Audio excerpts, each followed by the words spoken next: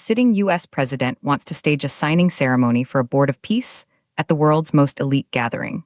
At the same time, he refuses to rule out using military force to seize the territory of a close ally. This is not a geopolitical thriller. This is the reality of the 2026 World Economic Forum in Davos, where President Donald Trump is rewriting the rules of global power in real time. Some see a bold new strategy for American dominance. Others see a dangerous unraveling of the world order. Who's right? The answer could reshape your economy, your security, and your future. To understand the shockwaves from Davos, we need to rewind. The World Economic Forum, founded by Klaus Schwab, is traditionally a stage for consensus building among global elites, CEOs, heads of state, and thought leaders discussing climate, technology, and economic policy. It's the epitome of the liberal international order. Enter President Trump, now in the second year of his second term. His first administration was defined by America First, trade wars, and a skepticism of multilateral institutions. His return to power in 2025 signaled a commitment to an even more transactional, power-centric foreign policy. The current crisis has two explosive components. First, the proposed Board of Peace. Details are scant, but the name and desired Davos signing ceremony suggest a Trumpian alternative to existing diplomatic bodies, a deal brokered by him for his legacy. Second, and directly fueling the forum's tension, is Greenland. Trump's long-reported fascination with purchasing the autonomous Danish territory has escalated.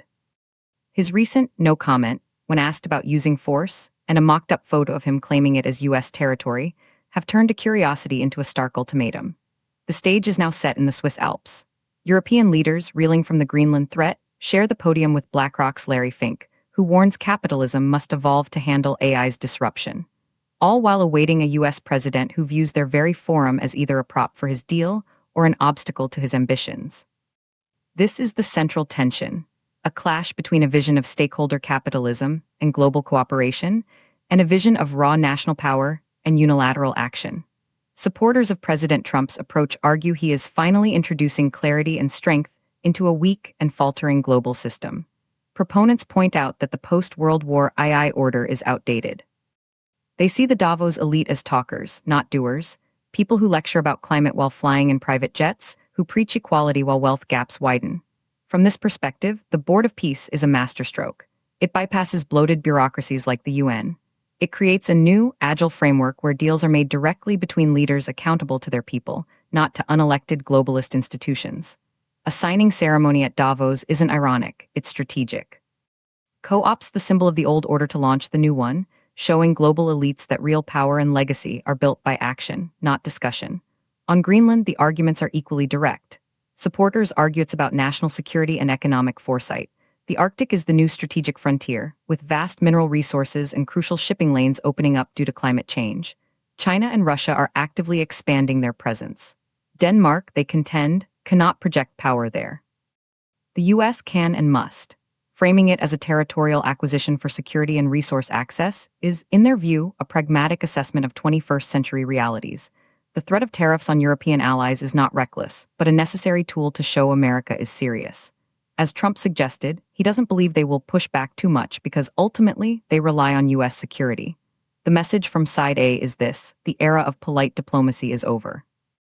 The era of clear-eyed pursuit of national interest, with the economic and military power to back it up, has begun. They see a leader willing to confront hard truths about global competition that others shy away from. But wait, there's another side to this story. Critics, however, see a dangerous and reckless unraveling of the alliances that have ensured relative global stability for decades. They argue Trump's Davos drama isn't strategy, it's destabilization. The Board of Peace, they say, is a classic diversion, a grandiose, empty branding exercise for a president obsessed with ceremony and personal legacy. Without details, membership, or legal authority, it risks undermining existing, hard-won diplomatic channels. Using Davos as a stage doesn't legitimize it. It exposes the forum to being a puppet for a political spectacle, damaging its already criticized credibility. But the true alarm bell is Greenland. European Commission President Ursula von der Leyen's Davos speech was a direct response. She warned of a downward spiral in transatlantic ties, arguing such actions only aid the very adversaries we are both so committed to keeping out. The threat of force against a NATO ally's territory isn't pragmatism. It's a fundamental breach of trust that fractures the Western alliance from within. Denmark's PM stated Europe is compelled to respond to any trade war. Critics counter that the national security argument is a facade. The real play, they suggest, is a combination of resource greed and a disruptive political tactic to dominate the news cycle and force concessions on other issues. It signals to every nation, friend or foe, that American partnerships are conditional and subject to sudden, overwhelming demands. This, opponents warn, pushes allies to hedge their bets and seek other partners, ultimately isolating the U.S. Furthermore, they link this to Larry Fink's warning. While Fink speaks of evolving capitalism to manage AI's disruptive impact on white-collar jobs, Trump's actions represent a different kind of disruption, one in the geopolitical realm that creates volatility, scares markets, and makes the coordinated global response Fink envisions impossible. You cannot build a stable economic future on a foundation of geopolitical chaos. So who's right? Let's look at the evidence. Stepping back from the rhetoric, what does the landscape actually show? The data and recent history paint a complex picture of trends Trump is accelerating, not inventing. First, public trust in international institutions has been declining in many Western nations for years. Skepticism of global elites gathered at Davos is a widespread political sentiment, a fact Trump's first election capitalized on. Second, great power competition is undeniably intensifying. Arctic ice melt has opened over 13% more navigable area in the last 2 decades, with an estimated $1 trillion in untapped mineral resources beneath the Greenland ice sheet. Russia has reopened or built over 20 military bases in the Arctic since 2013. However, the evidence on alliances is stark. The NATO alliance, despite tensions, remains the largest military coalition in history, with members accounting for roughly 55% of global defense spending. A 2025 study from the International Institute for Strategic Studies found that disputes between formal allies reduced joint military readiness by an average of 40% over a 2-year period. Economically, the EU and US represent the largest bilateral trade and investment relationship in the world, totaling over $1.3 trillion in annual trade. A tariff war triggered by a territorial dispute would shock this system. Expert analysis is deeply concerned. Former diplomats note that even if force is never used, the mere threat against an ally creates a permanent credibility deficit. It tells every partner their sovereignty is negotiable under pressure.